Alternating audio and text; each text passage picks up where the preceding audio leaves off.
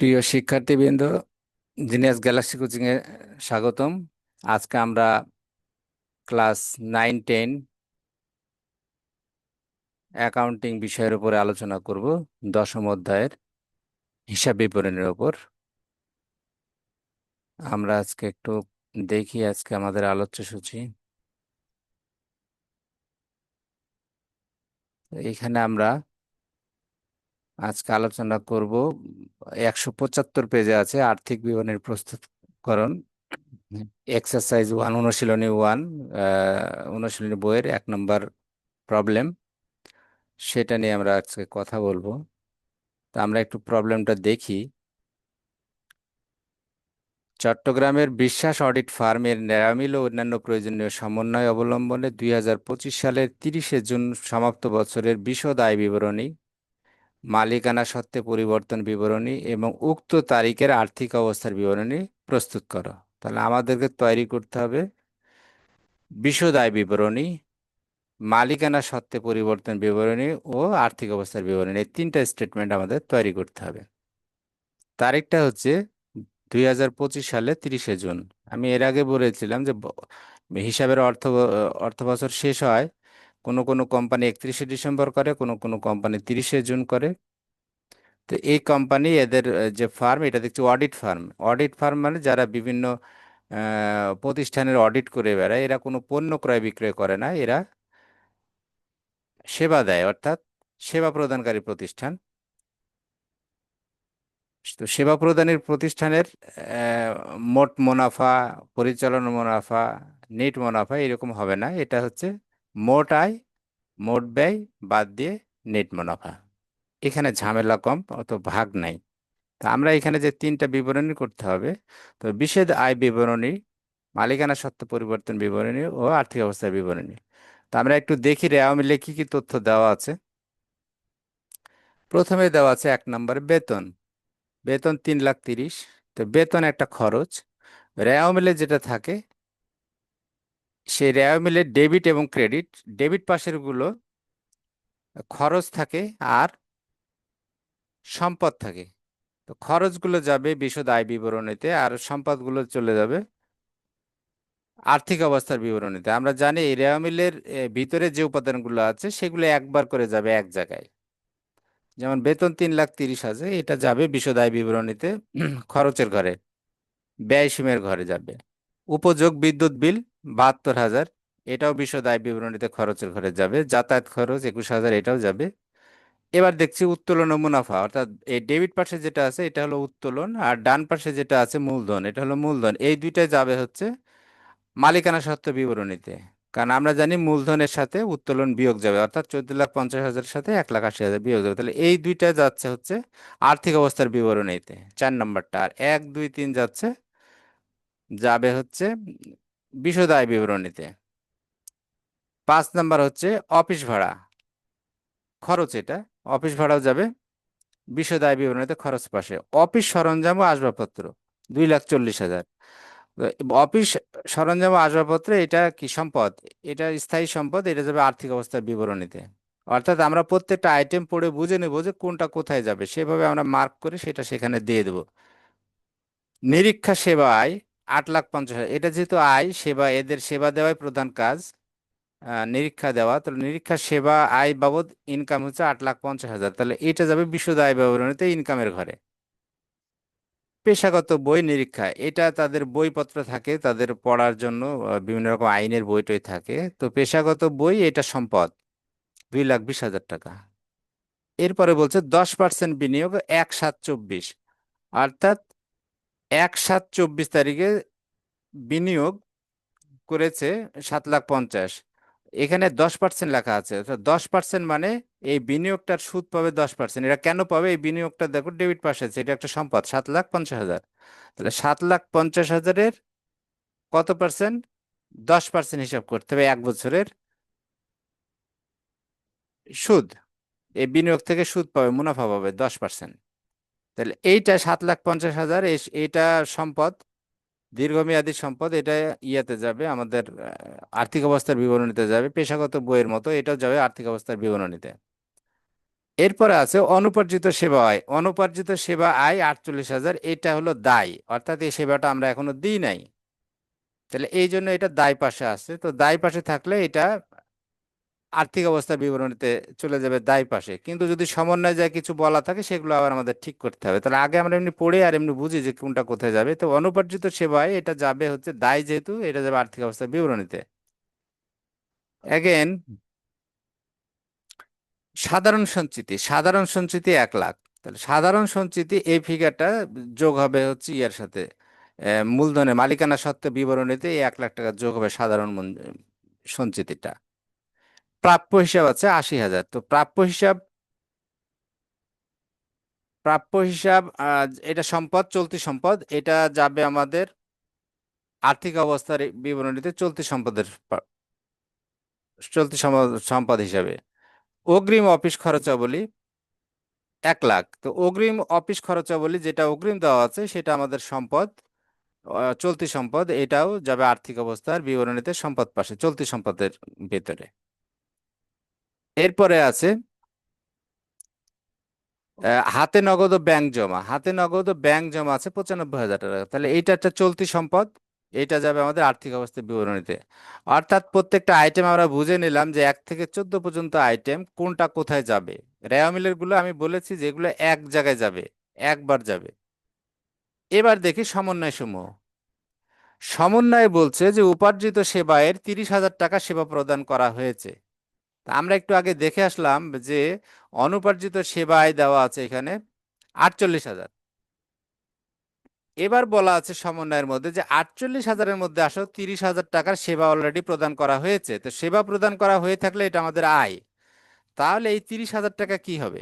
এই 30,000 টাকা প্রথম কাজ হচ্ছে এইটা যা ইনকামের সাথে যোগ হবে। আচ্ছা, তো এই যে এখানে ইনকাম দেওয়া আছে 8,50,000, এর সাথে যে যোগ হবে উপার্জিত আয় হিসাবে, নতুন উপার্জিত আয়, যেহেতু 30,000 টাকা দিয়েছে, ইনকাম হয়েছে এই এই দায় থেকে।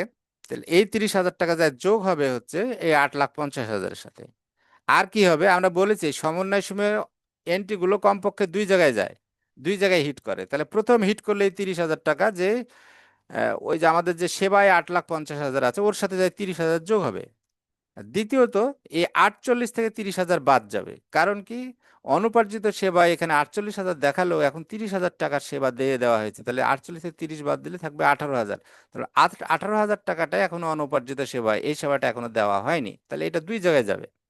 তাহলে একটা যাচ্ছে বিশদ আয় বিবরণীতে 30,000 যে যোগ হচ্ছে 8,50,000-এর সাথে, আর একটা আর্থিক অবস্থার বিবরণীতে সেখানে ওই 48,000-এর সাথে 30,000 বিয়োগ হয়ে ওখানে যে 18,000 হবে। আচ্ছা, নাম্বার 2, 9 মাসের অফিস ভাড়া পরিশোধিত। তাহলে এইখানে আমরা অফিস ভাড়া দেখতে পাচ্ছি এখানে দেওয়া আছে 3,60,000। তো এই যে রেওয়া মিলের মধ্যে এই 3,60,000-ই নিশ্চয় 9 মাসের, কারণ এখানে যেহেতু বলছে 9 মাসের ভাড়া পরিশোধিত। তাহলে আমরা বছর হিসাব করতেছি 12 মাসে। তাহলে আমরা 12 মাসের কিভাবে পাবো? এই 9 লাখ, 3,60,000-কে আমি ভাগ দিব 9 দিয়ে। 9 দিয়ে ভাগ দিলে 1 মাসে বাড়াবে, ওর সাথে 12 দিয়ে গুণ দিলে 12 মাসে বাড়াবে। অর্থাৎ আমার এখানে 12 মাসের করতে হবে। তাহলে 9 মাসের দেওয়া আছে, আরো 3 মাসের ভাড়া এখানে যোগ করতে হবে, করে আমাকে এটা খরচের ঘরে দেখাতে হবে বিশদ আয় বিবরণীতে। অর্থাৎ এই 9 মাসের এই 2 নম্বর এন্ট্রিটার 9 মাসের পরিশোধিত মানে এখানে বিপরীত ক্রমে বলা যায় 3 মাসের ভাড়াও বকেয়া আছে, 3 মাসের ভাড়া বকেয়া আছে। এই 9 মাস পরিশোধিত মানে 12 মাস থেকে তাহলে 9 মাস বাদ দিলে 3 মাসের। তাহলে বকেয়া ভাড়া, এই 3 মাসের ভাড়া আমাদেরকে বের করতে হবে। কিভাবে বের করবো? 3,60,000-কে আমি 9 দিয়ে ভাগ দিব, কারণ 9 মাসের ওইটা। তাহলে 1 মাসের বেরোবে, ওর সাথে আমি 3 দিয়ে গুণ দিলে 3 মাসের বাড়াবে। তাহলে এই 3 মাসেরটা আমি যোগ দিব অফিস ভাড়ার সাথে বকেয়া হিসাবে। আবার এটা কোথায় যাবে? দুই জায়গায় যাবে আমি বলেছি। এটা আবার চলতি দায় হিসাবে বকেয়া অফিস ভাড়া হিসাবে চলে যাবে আর্থিক অবস্থার বিবরণীতে। আচ্ছা রাতুল, তুমি কি বুঝতে পারছো আমি কি বলছি?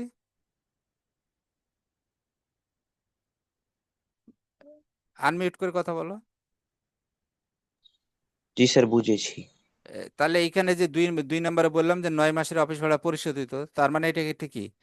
এটা হচ্ছে 3 মাসের ভাড়া বকেয়া। 3 মাসের ভাড়া বকেয়া। বকে। আচ্ছা, এরপরে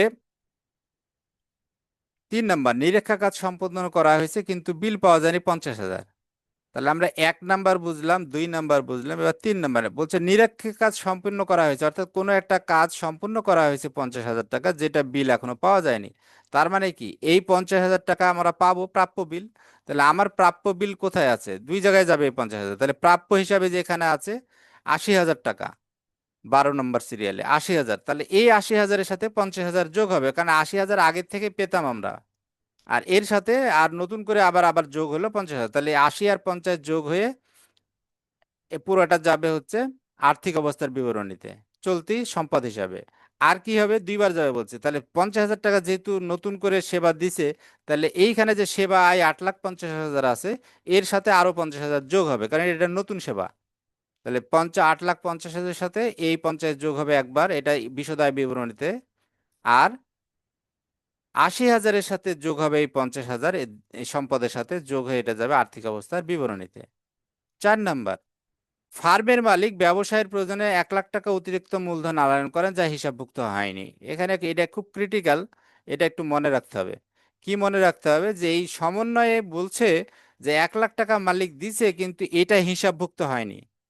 তো হিসাবভুক্ত হয়নি মানে কি, আমাদেরকে খেয়াল রাখতে হবে, যখন মালিক টাকা দেয় তখন আমরা জাবেদা কি করি? আমাদের জাবেদা ইয়ে হয় নগদান হিসাব ডেবিট আর মূলধন হিসাব ক্রেডিট।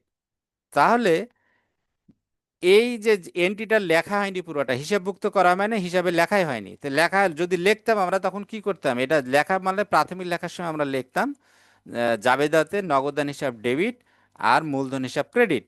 কারণ মালিক দিচ্ছে, মালিকের টাকা বাড়তেছে, ক্রেডিট হচ্ছে, আর সম্পদ নগদ টাকা আসতেছে, নগদ সম্পদ বাড়তেছে, ডেবিট হচ্ছে।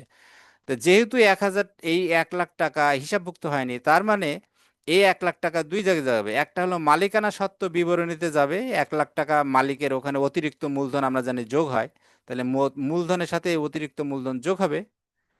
আর 2 নাম্বার কোথায় যাবে? 2 নাম্বার হচ্ছে আর্থিক অবস্থার বিবরণীতেই এটা দুইবার যাবে। একটা হচ্ছে একটা গেল মালিকানা সত্ত্ব বিবরণীতে, ওখান থেকে এটা ঘুরে আবার কিন্তু আর্থিক অবস্থার বিবরণীতে চলে আসবে মূলধন হিসাবে।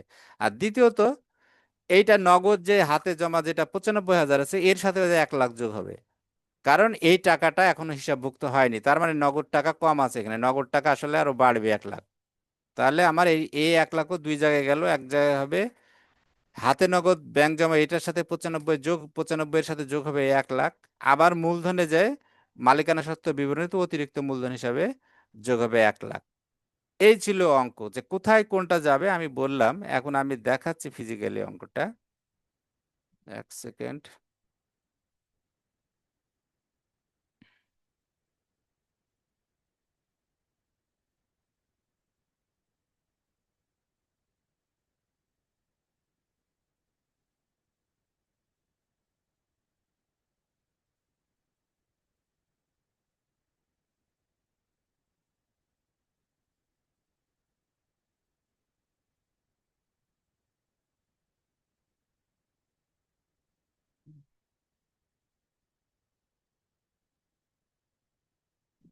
সেকেন্ড,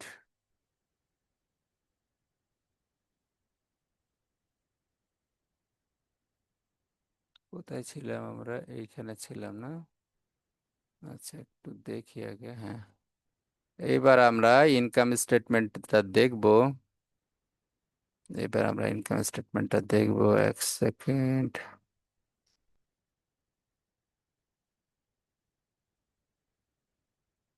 আচ্ছা, এইখানে দেখো exercise problem number 1, page number 175, বিশ্বাস অডিট ফার্ম, এই যেখানে আমি করেছি অঙ্কটা।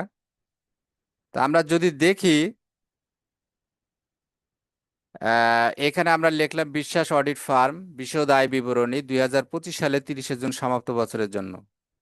তো ছকটা কি হবে? ছকটা যেহেতু এটা সেবা প্রতিষ্ঠান, এখানে এই বিবরণ থাকলো টাকা টাকা টাকা, এটা হলো আয় সমূহ। তাহলে আয় আমরা দেখলাম, আয় দেওয়া আছে 8,50,000 ব্যালেন্স শিটের মধ্যে। তোমরা দেখো ওখানে দেওয়া আছে, রেওয়া মিলের মধ্যে, রেওয়া মিলের মধ্যে দেওয়া আছে সেবা আয় 8,50,000 টাকা।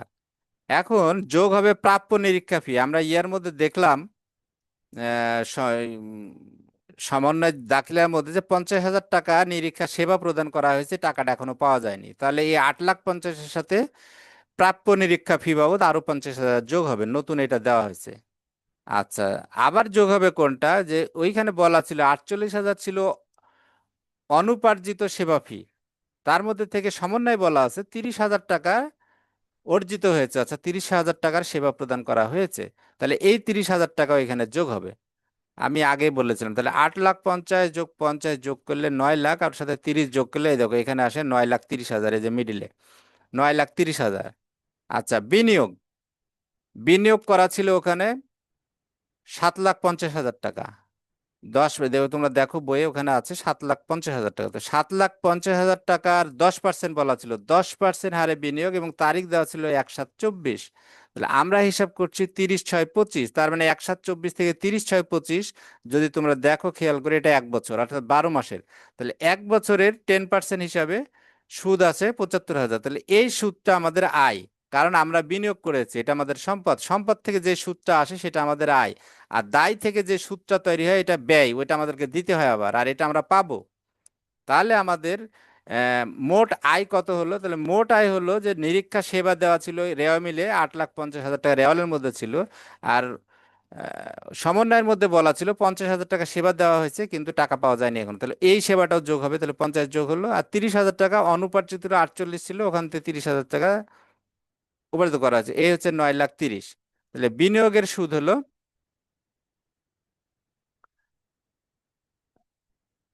1 বছরের 10%, 7,50,000-এর উপর 10% করলে আসে 75,000 টাকা। এই ক্যালকুলেশন গুলো একটু নোট আকারে দেখাই দিতে হবে, এখানে যেমন নোট আকারে বাড়ি ভাড়া দেখানো দেখাইছি, আমি এখানেও আমরা লিখে দিতে পারি। এখানে কি বিনিয়োগের সুদ, তাহলে কত হবে, কিভাবে পাইলাম আমরা? 10% বিনিয়োগের সুদ, এখানে একটু লিখে দিই, কত পার্সেন্ট? 10%, 10% 1 বছরের, বছরের, তাহলে কত হবে এখানে? এটা সমান হবে হচ্ছে, কত টাকা ছিল? 75,000, 7,50,000, 7,50,000-এর ইন্টু 10%, ইন্টু 0.10, এই যে 75,000। এটা কিভাবে পাইলাম আমরা? যে এটা পাইলাম আমরা 7,50,000, সরি, 7,50,000 গুণ 10 ভাগ 100, ভাগ 100, এই পেলাম আমরা 1 বছরের। তাহলে 1 বছরে আমরা পেয়ে গেলাম 75,000, এই 75,000-ই আমাদের এই যে এইটা বিনিয়োগের সুদ। তাহলে আমরা মোট আয় পেয়ে গেলাম, মোট আয় হলো 10,05,000, অর্থাৎ এই 9,30,000-এর সাথে 75 যোগ করলে হয় 10,05,000। এবার দেখো বাদ কি কি দিব? ব্যয়সমূহ, ব্যয়সমূহ আমরা বাদ দেব। তাহলে কি কি ব্যয় আমরা দেখেছি? বেতন আছে 3,30,000, দেখো আমরা শুরুর থেকে আমরা দেখে আসি, 1 নম্বরে আছে 3,30,000 আছে বেতন। উপযোগ বিল, বিদ্যুৎ ও টেলিফোন 72,000 আছে। আমরা একটু দেখি ওখানে, হ্যাঁ এখানে কত আছে, এই যে 72,000 আছে। তারপরে আছে 21,000 হচ্ছে যাতায়াত খরচ, 21,000 যাতায়াত খরচ। আচ্ছা, এরপরে অফিস ভাড়া, অফিস ভাড়া 3,60,000 ওখানে দেওয়া আছে, 3,60,000 দেওয়া আছে এখানে। এটা 9 মাসের, এটা 9 মাসের। আর বকেয়া কত? বকেয়া হচ্ছে 3 মাসের বকেয়া, যে নোট 1, নোট 1-এ আমাদের এখানে লেখছি, এই যে অফিস ভাড়া 9 মাসের এত টাকা, তাহলে অফিস ভাড়া 12 মাসের হতে 4,60,000।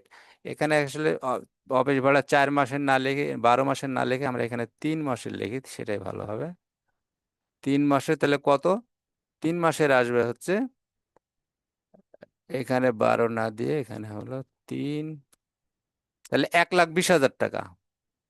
1,20,000 টাকা কিভাবে পেলাম? অর্থাৎ 3,60,000-কে 9 দিয়ে ভাগ দিলাম, দিয়ে কি করলাম? 9,60,000 ভাগ দিয়ে 3 দিয়ে গুণ করলাম, এটাকে আমরা 3 দিয়ে গুণ করলাম। প্রথমে 9 দিয়ে ভাগ দিলে 1 মাসের বের হলো, তারপর 3 দিয়ে গুণ করলাম, 3 মাসের বের হয়ে গেল। তাহলে 1,20,000 টাকা, এটা হলো কি 3 মাসের, এটা বকেয়া। মোট অফিস 3,60,000, এটা 9 মাসের, তাহলে মোট 12 মাস, তাহলে বকেয়া আছে কত? এখানে আমরা লিখতে হবে বকেয়া অফিস ভাড়া, কথাটা লিখে দিই, বকেয়া অফিস ভাড়া 3 মাসের কত, তাহলে 1,20,000। এই যে এটাই এখানে আসলো যে 1,20,000 টাকা। তাহলে অফিস ভাড়া 3,60,000 আর বকেয়া 1,20,000, এই হলো মোট 4,80,000 অফিস ভাড়া। তাহলে এইগুলো আমরা যদি ব্যালেন্স শিটে রেওয়া মিলে দেখি, আর কোনো খরচ নাই ওখানে। অফিস ভাড়ার পরে অফিস সরঞ্জাম আছে, নিরীক্ষা সেবায়, পেশাগত বই, বিনিয়োগ, গণপ্রজাতন্ত্র সেবায়, সাধারণ সঞ্চিতি, প্রাপ্য হিসাব, অগ্রিম অফিস খরচা বলে, এটা অগ্রিম সম্পদ, হাতে নগদ ব্যাংক, এখানে আর কোনো খরচ নাই, এই জন্য এখানে খরচ শেষ। তাহলে এই টোটাল খরচ কত হলো? এই বেতনে 3,30,000, উপযোগের হচ্ছে 72,000, যাতায়াত 21,000, আর অফিস ভাড়া 4,80,000, টোটাল হলো 9,03,000 খরচ। তাহলে এই 10,05,000 থেকে 9,03,000 বাদ দিলে নেট মুনাফা হলো 1,02,000 টাকা। এটাই হচ্ছে লাভ, এটা হচ্ছে আমাদের লাভ পেয়ে গেলাম। আচ্ছা রাতুল, এখানে কি তোমার বুঝতে অসুবিধা আছে এখন? এটা ইয়েটা বিশদ আয় বিবরণী না স্যার, নাই। ক্লিয়ার প্রত্যেকটা আইটেম? হ্যাঁ। আচ্ছা, এবার আমরা করব এই বিশদ আয় বিবরণী করার পরে আমরা চলে যাব স্টেটমেন্ট অফ চেঞ্জেস। আচ্ছা, অর্থাৎ মালিকানা সত্ত্বে পরিবর্তন বিবরণী। তো এইখানে বিশ্বাস অডিট ফার্ম উপরে লিখলাম, মালিকানা সত্ত্বে পরিবর্তন বিবরণী লিখলাম 25 জুন 30 তারিখে। আচ্ছা, প্রারম্ভিক মূলধন আছে 14,50,000। আমরা যদি রেওয়া মিলে দেখি যে এটা দেওয়া আছে প্রারম্ভিক মূলধন 14,50,000। তাহলে ওখান থেকে আসলো প্রারম্ভিক মূলধন, যেটা রেওয়া মিলের মধ্যে থাকে ওইটা প্রারম্ভিক, তাহলে 14,50,000 আসলো। এর সাথে কি হবে? আমরা জানি যে মূলধনের সাথে যোগ হয় মুনাফা। তাহলে মুনাফা কত হলো আমাদের? এখানে যোগ দেখবো মুনাফা, যোগ মুনাফা ছকের মধ্যে থাকে, বিয়োগ নেট ক্ষতি। তো আমি যদি মুনাফা হয়, আমি তো দেখে আসলাম যে আমার মুনাফা হয়েছে, তাহলে আমি আর এখানে ক্ষতিটা লিখবো না, দরকার নাই কোনো। আমি লিখবো যোগ মুনাফা। আর যদি ওখানে যাই দেখতাম ক্ষতি হচ্ছে, এখানে যাই যে দেখতাম যে মোট আয় 10,05,000 জায়গায় যদি উল্টা হতো, এই 9,03,000 মোট আয় আর মোট ব্যয় যদি বেশি হতো তখন ক্ষতি। তাহলে ক্ষতিটা হলে তখন আমি এখানে যে লিখতাম যোগ না লিখে তখন বললাম বাদ, বিয়োগ। বিয়োগ মানে বাদ বা যোগ যাই বলি। তাহলে মুনাফা তখন না হয়ে এখানে হতো তখন ক্ষতি। তাহলে এই হচ্ছে যোগ, আসলে কি নেট মুনাফা, নেট নেট মুনাফা। তাহলে নেট মুনাফা আমাদের কত হলো? ওই পাশ থেকে পেলাম আমরা 1,02,000, এটা চলে আসলো এখানে। এবার অতিরিক্ত মূলধন 1,00,000, যে আমাদের সমন্বয় বিবরণীর মধ্যে দেওয়া ছিল। তোমরা দেখো ওখানে ইয়ার মধ্যে সমন্বয় দাখিলার মধ্যে দেওয়া আছে, এই যে কয় নাম্বার পয়েন্টে, 4 নম্বর পয়েন্টে, যে ফার্মের মালিক ব্যবসায়ের প্রয়োজনে 1,00,000 টাকা অতিরিক্ত মূলধন আনয়ন করে করে যা হিসাবভুক্ত হয়নি। এর আগে আমি আলাপ করলাম। তাহলে এ 1,00,000 যেহেতু অতিরিক্ত মূলধন দিয়েছে, তাহলে এটা আরো যোগ হবে। তাহলে নিট মুনাফা 1,02,000, ওর সাথে আরো যোগ হচ্ছে অতিরিক্ত মূলধন। আবার সাধারণ সঞ্চিতিটাও যোগ হবে, আমরা বলেছি এটা এটা যে রেওয়া মিলের মধ্যে আছে সাধারণ সঞ্চিতি 1,00,000। তাহলে সাধারণ সঞ্চিতি এখানে আসলো, দিয়ে মোট হলো এইগুলো যোগ করে 14,50,000-এর সাথে 1,02,000, 1,00,000, 1,00,000 যোগ হলো 17,52,000। বাদ উত্তোলন, ওই যে উত্তোলন দেওয়া আছে দেখো, ইয়ার মূলধনের পাশে উত্তোলন রেওয়ামিলের মধ্যে দেওয়া আছে 1,80,000 টাকা উত্তোলন। তাহলে উত্তোলনটা বাদ যাবে। তাহলে উত্তোলন বাবদ 1,80,000 বাদ গেল, দিলে সমাপনী মূলধন। সমাপনী মূলধন অর্থাৎ বছরের শেষে এইটা যা দাঁড়ালো কত? 15,72,000। অর্থাৎ এই 17,52,000 থেকে 1,80,000 বাদ দিলে 17,52,000, এটা হচ্ছে সমাপনী মূলধন। এই মূলধনটাই চলে যাবে আর্থিক আয় অবস্থার বিবরণীতে। এবার আমরা ব্যালেন্স শিট বা আর্থিক অবস্থার বিবরণীটা দেখি। আচ্ছা রাতুল, এটা মালিকানা সত্ত্ব বিবরণীটা বুঝলা এটা? জি স্যার, এটা সহজ আছে। হ্যাঁ, কিন্তু আইটেমগুলো খেয়াল রাখতে হবে প্রত্যেকটা, যে কোনটা কোনটা কোথায় যাবে। আগে ওই ওই রেয়ামিল বা ইয়াতে পেন্সিল দিয়ে যখন তোমরা করবা, তখন পেন্সিল দিয়ে যখন প্রথমে রেয়ামিল পড়বা তখনই লিখে দিবা যে কোনটা কোথায় যাবে, হ্যাঁ, কোন স্টেটমেন্টে যাবে। তারপরে সমন্বয়ের মধ্যেও লিখতে হবে যে সমন্বয়টা কোনটা কোনটা কোনটার সাথে জড়িত। ঠিক আছে? দিলে পারে তাহলে আর ভুল হবে না। তো এখন এখানে স্থায়ী সম্পদ আমরা সাজাচ্ছি। স্থায়ী সম্পদ কি কি আছে? অফিস এবং সরঞ্জাম আছে, দেখো অফিস সরঞ্জাম ও আসবাবপত্র দেওয়া আছে 2,40,000। কিন্তু মজার ব্যাপার হলো এই প্রবলেমে কোনো অবচয়ের কথা বলা নাই, যেহেতু প্রথম উদাহরণ তোমাদেরকে সহজ করে দেওয়ার জন্য সব আইটেম এখানে দেয়নি। নর্মালি অফিস সরঞ্জাম আসবাবপত্রের সাথে একটা অবচয় থাকে, কিন্তু এখানে অবচয় দেয়নি। অবচয় দিলে পরে আমাদের অবচয়ের যে তথ্যটা সেটা আবার বিয়োগ যেত এখান থেকে, কিন্তু যেহেতু দেওয়া নাই, অবচয়ের সম্বন্ধে কিছু বলা নাই, তাহলে আমরা ওইটাই লিখে রেখে দিব। তাহলে 2,40,000 আছে, 2,40,000 আমি অফিস স্থায়ী সম্পদের মধ্যে প্রথম ঘরে লিখলাম। এরপর পেশাগত বই আছে, দেখো নিরীক্ষা, ওখানে আছে 2,20,000। আমি বলেছিলাম যে এটা কোন বিবরণীতে আসবে? এটা হচ্ছে আর্থিক অবস্থার বিবরণীতে আসবে। তাহলে 2,20,000, তাহলে এই দুইটা যোগ করে হলো 4,60,000। আর স্থায়ী সম্পদের মধ্যে কি ছিল? স্থায়ী সম্পদে ছিল 10% বিনিয়োগ। 10% বিনিয়োগ, যেহেতু 1/7/24 ইয়া করছে, এই জন্য এক বছরের আমরা সুদ ধরেছি এখানে। তাহলে 10% বিনিয়োগ, বিনিয়োগ বলতে এগুলো কোনো কিছু না বলা থাকলে এটা বুঝতে হবে যে এটা দীর্ঘমেয়াদী, এই জন্য স্থায়ীর ঘরে আসবে। তাহলে এখানে 7,50,000 এখানে চলে আসলো। সুদটা কিন্তু আসলো না, 10% সুদ। এই সুদটা কিন্তু গেল, আমরা খেয়াল করে দেখো, খরচটা এই আয় হিসাবে গেল এটা আমাদের আহ বিশদ আয় বিবরণীতে। এই যে 10% সুদ, 7,50,000-এর 10% করলে হয় 75,000। এই যে 75,000টা এইখানে আসছে বিনিয়োগের সুদ হিসাবে, এই যে এইখানে 9,30,000-এর পরে। এই যে এইটা আমরা ক্যালকুলেশনটাও এখানে দেখিয়েছি আমরা, এই যে কিভাবে এখানে পাওয়া যায়। তাহলে এইটা জি। বিনিয়োগের সুদ, হ্যাঁ। তাহলে এটাও ছিল নোট 1। আচ্ছা, এখানে লিখে দিই, নোট 1,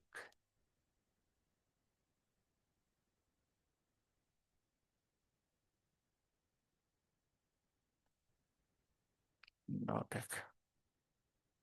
আচ্ছা, তাহলে এটা গেল এখন ব্যালেন্স শিট।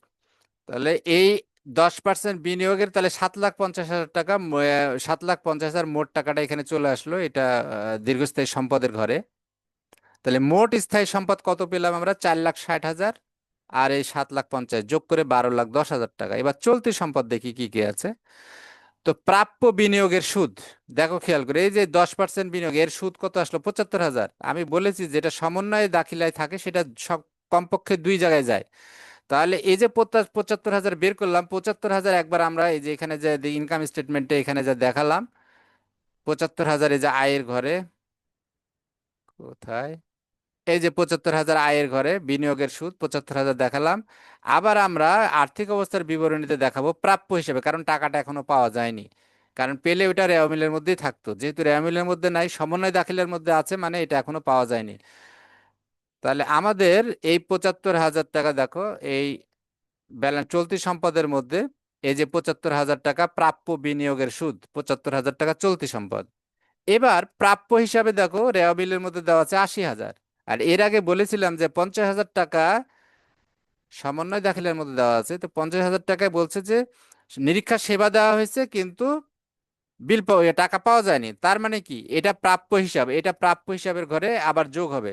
তাহলে দুইবার যাবে আমি বলেছি। তাহলে 50,000 একবার আমরা আয়ের ঘরে দিয়েছি, দেখো এখানে, এই যে এখানে নিরীক্ষা সেবা আয় 8,50,000 যোগ প্রাপ্য নিরীক্ষা ফি 50,000। তাহলে এই 50,000 দুইবার যাবে, কারণ সমন্বয় দাখিলার মধ্যে আছে, কমপক্ষে দুই জায়গায় যাবে। তাহলে একবার আসলো এই বিশদ আয় বিবরণীতে, যোগ হলো এখানে। আবার দেখো আর্থিক অবস্থার বিবরণীতে এটা সম্পদ, চলতি সম্পদ হিসাবে 50,000 থাকলো। তাহলে এই প্রাপ্য বিলের সাথে আরো 50 যোগ হলো, হয়ে 1,30,000। এটা হলো এই দুইটা যোগফল, 80 আর 50 যোগ করে যে ডান পাশে এখানে 1,30,000। এবার কি অগ্রিম অফিস খরচা বলে 1,00,000 দেওয়া আছে ওখানে। ওইটা যেহেতু এর সাথে কোনো সমন্বয় দাখিলা নাই, কোনো কিছু বলে নাই যে এর মধ্যে কিছু অংশ খরচ হলো কিনা, কিচ্ছু বলা নাই, তার মানে আমি সম্পদ আছে, সম্পদে আমি রেখে দিলাম এখানে। আর কি আছে? আর আছে যে এখানে আসলে ব্যাংকের নগদ জমা। একটু কাজ করে এটা আসলে এইখানে না দিয়ে আমরা এটা এইখানে দিই, তাহলে সবচেয়ে ভালো। আচ্ছা, এইখানে একটা ঘর করে দিই। এইখানে 95,000 হাতে আগের থেকে ছিল আমাদের। 95,000 টাকায় দেখো রেওয়া মিলের মধ্যে 95,000 টাকা হাতে নগদ ও ব্যাংক জমা ছিল। কিন্তু ইয়ার মধ্যে আবার বলা ছিল, কি বলা আছে?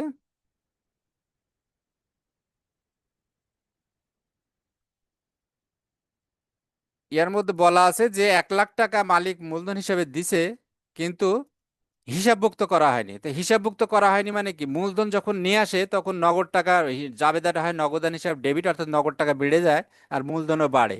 তো যেহেতু 1,00,000 টাকা বলতেছে যে মালিক দিয়েছে অতিরিক্ত মূলধন, কিন্তু এটা হিসাবভুক্ত হয়নি, এই জন্য এটা কি হলো, একবার দেখো মালিকানা সত্ত্ব বিবরণীতে, এখানে দেখো এই যে মালিকানা সত্ত্ব বিবরণীতে অতিরিক্ত মূলধন, এই যে এখানে অতিরিক্ত মূলধন হিসেবে 1,00,000 টাকা আমি দেখালাম, যে তাহলে এটা বেড়ে যাবে মালিকের টাকা, এখানে বাড়ালাম, আবার ওইটুকু আমার নগদ টাকা বাড়বে, এই জন্য এইখানে এসে নগদ টাকার সাথে আমি 1 লাখ টাকা যোগ দিলাম, এই যে 95 সাথে 1 লাখ যোগ দিলে 1,95,000 হয়ে গেল। এবার এইটা সমান হলো এইটা, তারপরে প্লাস এইটা, প্লাস এইটা, 4,25,000। কত হলো? 4,25,000। কি হলো, ভুল হয়ে গেল, যে এখানে কোনটা, ও উপরে আরেকটা আছে, থামো থামো থামো, এইখানে না, এই যে 75,000টা বাদ গেছে, এখানে হলো হবে এর সাথে আরো যোগ হবে এইটা, প্লাস, হ্যাঁ, 5 লাখ। অর্থাৎ এই 75,000 যোগ 1,30,000 যোগ 1 লাখ যোগ 1,95,000, এই চারটা যোগ করলে হয় 5 লাখ। অর্থাৎ প্রাপ্য বিনিয়োগের সুদ, প্রাপ্য হিসাব 1,30,000, অগ্রিম খরচাবলী 1 লাখ, আর হাতে নগদ টাকা 1,95,000, কারণ 1 লাখ যোগ দিলাম 95 সাথে, দিয়ে এই চারটা 75, 1,30,000, 1 লাখ, 1,95,000 যোগ করলে হয় 5 লাখ। তাহলে টোটাল হলো 17,10,000 মোট সম্পদ। মোট সম্পদ এই যে এটা হলো স্থায়ী সম্পদ 12,10,000, আর চলতি সম্পদ হলো 5 লাখ, দিয়ে যোগ করে মোট সম্পদ হলো 17,10,000। এবার মালিকানা সত্ত্ব দায়, তাহলে মালিকানা সত্ত্ব আমরা এখানে পাইলাম কত, এখানে পেয়েছি এই যে মালিকের টাকা সমপরিমাণ মূলধন 15,72,000, এটাই ব্যালেন্স শিটে চলে আসবে, এটাই হচ্ছে আর্থিক অবস্থার বিবরণীতে চলে আসবে। এই যে 15,72,000 মালিকানা সত্ত্ব 15,72,000,